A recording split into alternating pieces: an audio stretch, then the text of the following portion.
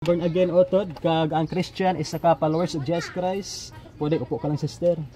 Ang bisan sino nga nagatuo kang Kristo Jesus, ang bisan sino nga nagatuman sa sugo ni Kristo, ginatawag na Christian. Kag ang word na born again hindi sa religion kundi sa kasugo ni Kristo. Ayon sa John chapter 3 verse 3 nga nagasiling, no one can see the kingdom of God unless he is born again. Ang born again, sister, hindi sa religion kundi sa kasugo ni Kristo nga dapat baguhon ang kabuhi sa isa ka tawo kung siya nagatuo gid man kang Kristo Jesus. Pagyari kami subong, sister, kay nagasiling sa Mateo chapter 28 verse 19 to 20, gani kadtuin ninyo ang tanan nga mga tawo sa bug-os nga kalibutan, kag himuha sila nga akong gintuton-an, kag bautismoy sila sa ngalan sang Amay, sang Anak, kag sang Espiritu Santo, kag tudloy sila sa pagtuman sang tanan nga ginsugo ko sa inyo, kag magaupod ako sa inyo tugtog sa katapusan sang kalibutan. Gusto ng Panginoon utod nga ang tanan nga tawo sa bilog ng kalibutan kadtuan, ano mang religion, ano mang lahi, ano mang language, para makabaton sing kalawasan.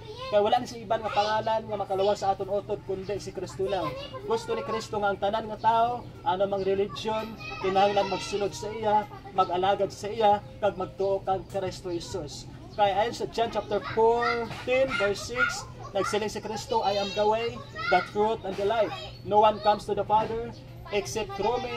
Kung ang isa ka tao, kung Budhisi man siya, kung Hudahisi man siya, kung Hinduhisi man siya, kung hindi siya magtuo kang Kristo, kung hindi siya mag-alagad ng Kristo, wala gid sing kalawasan. Amo na nga si Kristo mismo nagpanawagan sa tagsa-tagsa sa aton nga dapat kita magtuo sa iya, kag magpalapit sa iya, isurrender naton ang aton kinabuhi sa iya.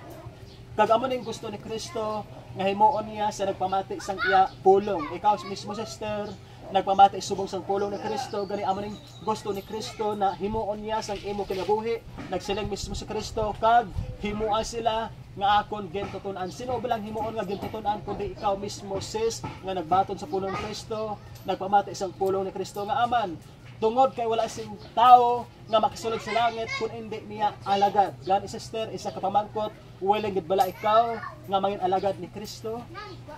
Amen. Praise the Lord. Salamat sa Panginoon na ikaw mismo willing sa pag-alagad ni Kristo. Kay ang makisulod sa langit, sister, amo lang gid ang pamilya ni Kristo, ang anak ni Kristo, ang alagad ni Kristo. Ang tanan nga hindi alagad ni Kristo, butang niya sa impierno. Yun ang amo na sig dangatan sa tagsa-tagsa ka tawo. Kay kung walang Kristo sing kabuhi, wala gid sing kalawasan. Gani, sister, salamat nga ikaw willing mismo mag-alagad kang Kristo Jesus. Gani, gusto ni Kristo utod sa verse 20 nga nagsiling si Kristo, kag tudluin ninyo sila sa pagtuman sang tanan nga ginsugo ko sa inyo nga aman. Amo ning ginsiling ni Kristo nga kun ang tawo willing gid man mag-alagad sa iya, nga aman tudluan o nauna, sister, agod makabaton sing knowledge and wisdom. Kay nagasiling sa Oseas chapter 4 verse 6 nga my people are destroyed from lack of knowledge. O kung ang ako nga katawhan malaglag tungod kulang sila sing kaalam. Gani utod gusto ni Kristo nga isa ka tawo tudluan sang iya pulong agod makabaton sing kaalam, parte sa paghinulsol, parte sa pagbag-os kinabuhi, kag parte sa pagkiya sa mga sala. Gusto ni Kristo utod nga ikaw makabaton sing knowledge and wisdom para ikaw mismo hindi malaglag, kag ikaw mismo magatuman sa sugo ni Kristo. Kay kung kita, sister, may kaalam parte sa paginulsol ang matabo sa aton, magtuman gid kita sa sugo ni Kristo ang among paginulsol. Kay nagsiling sa Mateo 7:21 na hindi ang tanan nga nagatawag sa akon Ginoo Ginoo maluwas, kundi ang nagatuman lamang sa kabubuton sang Dios nga yara sa langit. Hindi mo silong, sister, ikaw nagatuo, nagatawag kay Kristo, luwas ka na.